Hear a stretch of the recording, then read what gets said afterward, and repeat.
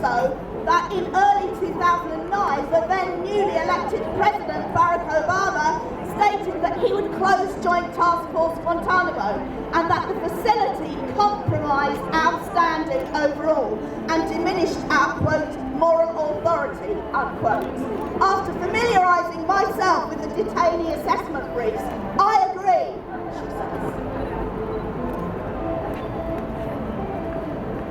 Now, people will tell you that releasing 750 documents amounts to a reckless dump. Certainly the authorities would have us believe this, but you know what? Chelsea knew what she was doing, because she wasn't looking for a smoking gun. What she was looking to do was to expose endemic, systemic abuse, routine abuse, and a whole wrong mindset that was controlling the agenda. And in fact, when the US government sought to convict her, they were actually hard pushed to produce enough of those documents to do so.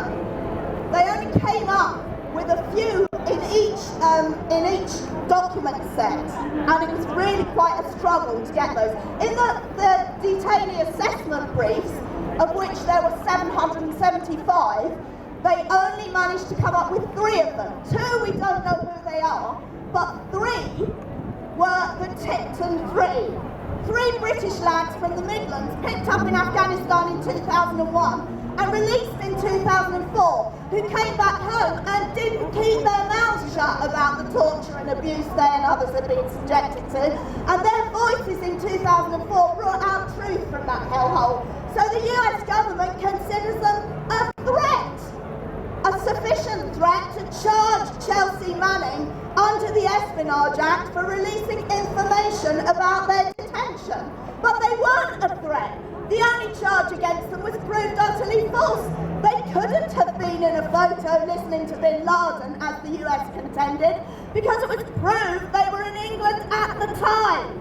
And this is where we see how all this is not just evil, but it's really, really stupid, ridiculous. And you know what? The Road to Guantánamo is the film that was made about them. And in places, though that film is utterly gut-wrenching, as is this whole situation, in places I have to say, it's actually quite funny. One of the first things these likely lads from the Midlands are asked in interrogation is, where is Bin Laden? Absolutely ludicrous. And this is a repeated theme. Craig Murray, the British ambassador to Uzbekistan, tells us that Uzbekistani nationals, who are actually pretty much prisoners within their own borders, were being asked the same thing under torture. Because if you're determined to deny truth at every turn, well then you come to be an idiot. And we can see that here.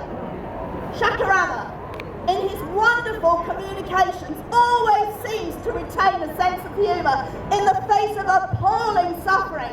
And really, you can almost understand it when you think about it. So let's not give up. Let's keep on keeping on. What we're up against may be evil and it may be powerful, but remember it's also really stupid. This is a poem about our descent. It's called Spark. It is not a search like this. Not a white light bearing all before it, righting all wrongs, putting horror to final flight. Should that day come, we will be there.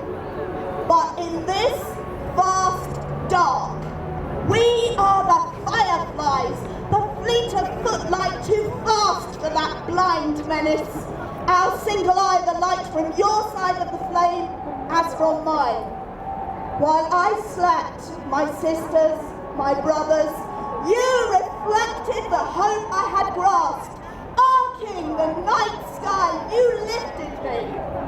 Glint sides on, we spark from the prism of